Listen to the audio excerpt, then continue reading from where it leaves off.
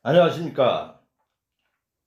50년 역사성을 자랑하는 한국 니시의학 교육의 중심 한국자연건강의 회장 한상호입니다. 오늘은 먹거리와 건강 부분에 대해서 이 시간은 말씀을 드리고자 합니다. 건강은 자신이 살아온 결과물로서 얻게 되는 것입니다.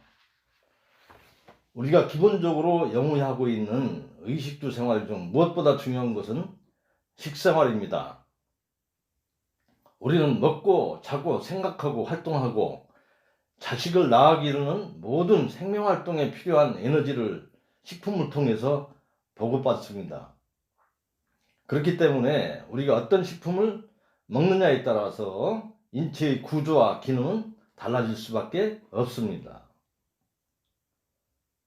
우리 몸에 반드시 필요하고 유익한 음식은 사람의 정상적인 생명활동뿐 아니라 질병을 예방하고 치료하는 힘도 가지고 있습니다. 그러나 오늘날에는 우리 몸이 원치 않는 먹거리들이 넘쳐나고 있기 때문에 우리 몸은 더욱더 제대로 된 먹거리를 원하고 있습니다. 이런 먹거리는 피해야 됩니다. 대표적인 음식 첫 번째가 패스트푸드입니다. 패스트푸드란 햄버거, 도넛, 피자, 닭튀김 따위와 같이 가게에서 주문하는 대로 곧장 제공되는 음식으로 제조 공정에서부터 소비자의 손에 들어오기까지 분업화되어 냉동으로 보관되며 부분별로 조립되는 과정에서 각종 첨가제가 들어가는 대표적인 화학식품이라고 할 수 있습니다. 패스트푸드는 왜 건강에 해로울까요? 답은 패스트푸드에 들어있는 많은 기름기에 있습니다.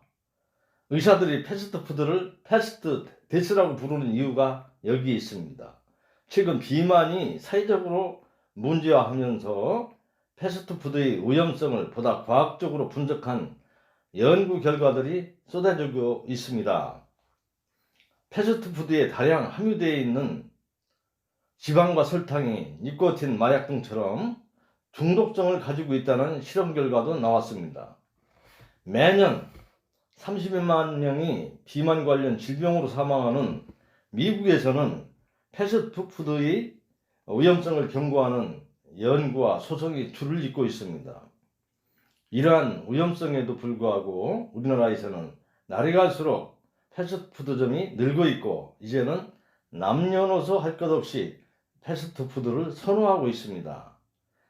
아이들의 소화당뇨나 비만 등이 패스트푸드와 무관하지 않다는 것은 누구나 알고 있지만 새로운 문화로 자리 잡은 패스트푸드의 유혹을 떨쳐버리지 못하는 것도 사실입니다. 두 번째는 유전자 조작식품입니다. 유전자 조작이란 대량 생산과 병충해에 강한 식품을 만들고자 유전자를 인위적으로 조작하여 신품종을 만들어내는 것입니다. 이것은 오랜 기간 동안 동종 간의 교배와 검증을 거쳐 행해진 교배 육종과는 다른 것으로 지금까지 세상에 없던 새로운 생물체가 만들어지는 것입니다. 대표적인 것으로 BT, 옥수수를 봅시다. 이 옥수수를 먹으면 벌레가 죽어버립니다. 그렇다면 사람이 이 옥수수를 먹으면 어떻게 될까요? 유전자는 핵산이라고 하는 단백질로 이루어집니다. 유전자 조작 식품을 섭취한다는 것은 변형된 단백질을 섭취하게 되는 것입니다. 우리 몸은 변형된 단백질을 이물질 침입자로 인식합니다. 면역 체계를 발동시켜서 인체의 면역 기능을 혹사시키고 인체에 무해하다는 것은 검증되지 않았으며 인체에 대한 영향이나 자연 상태계의 교란에 의한 재앙의 위험이 더 크게 경고되고 있습니다.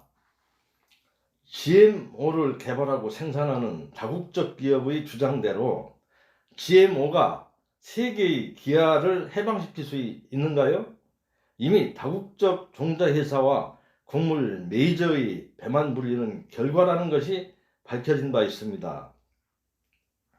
그래서 유럽에서는 GMO를 프랑켄슈타인 식품이라고 부릅니다. 거의 전량을 수입하고 있는 간장, 된장을 만드는 콩, 사료로 쓰이는 콩과 옥수수 대부분이 유전자 조작식품이라는 의혹을 받고 있습니다. 콩, 옥수수, 토마토, 감자, 유채, 면화 등이 주로 유전자 조작의 대상이 되고 있으며 전분, 물엿, 식용유, 된장, 간장, 고추장, 두유, 두부, 콩나물, 포테이토 칩, 프렌치 프라이, 옥수수 통조림, 케첩, 가축사료 등으로 판매되고 있습니다. 우리의 주식은 쌀밥입니다.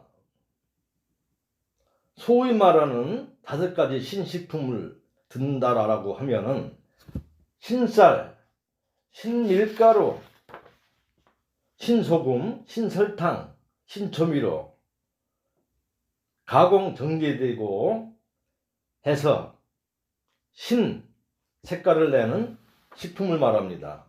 그래서 대표적인 500식품 중에 하나인 신쌀은 항상 우리 밥상에 오르내리고 있습니다. 신쌀의 문제는 쌀룬과 껍질이 없다는 데 있습니다. 쌀의 영양소들은 비타민 B군과 비타민 E, 미네랄은 배아의 66%, 껍질의 29%, 전분층의 5%가 있습니다. 그러나 백미는 전분질이 92%로 녹말 덩어리에 불과합니다. 특히 비타민 E는 쌀룬에 들어 있습니다. C눈에 들어있는 비타민과 미네랄은 전분질을 소화시키고 대사시키는데 절대적으로 필요합니다. 전분질을 섭취할 때는 꼭 이것이 있어야 하는데 도정하면서 영양소는 다 버리고 비타민을 따로 섭취하려고 하는 것이 문제입니다.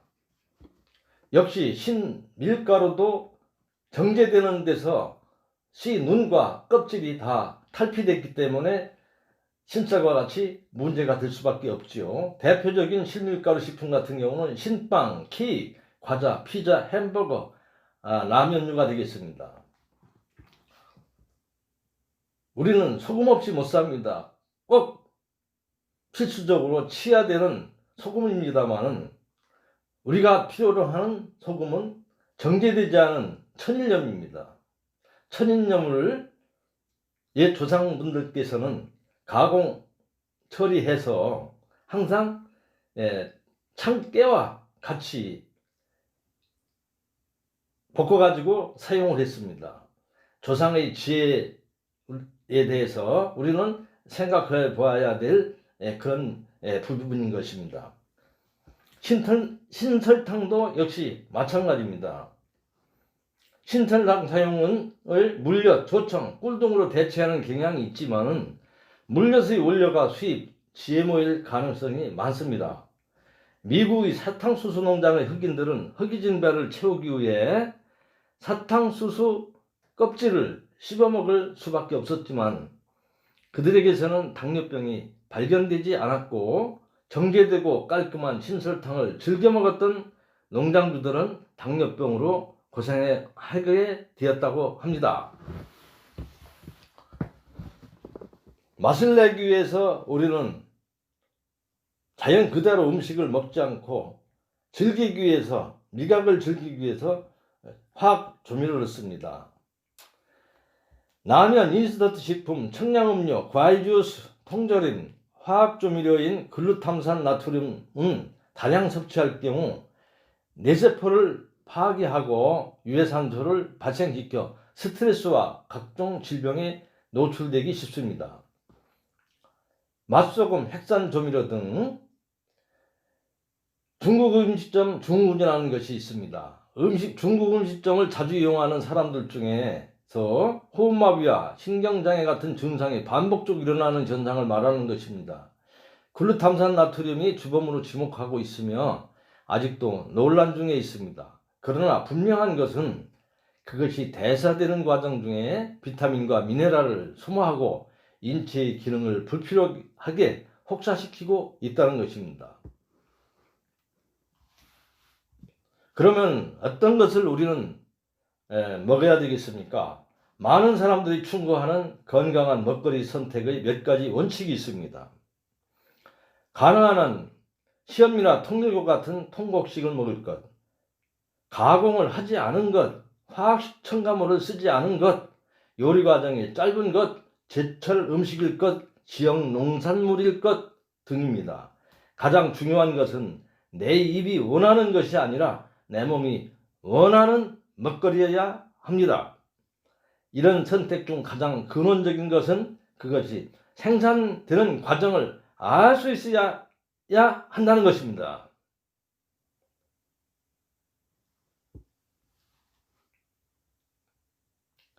아무리 건강에 좋은 보약이라도 생산 과정에서 환경을 오염시키거나 생태계를 파괴해서는 안 됩니다. 친환경적인 방법으로 생산되고 유통 경로가 확실히 밝혀진 식품을 선택하는 것이 가장 지혜로운 건강법일 것입니다. 결국은 내가 먹는 음식이 나를 만드는 것입니다. 여러분, 건강을 위해서 화이팅 합시다. 화이팅!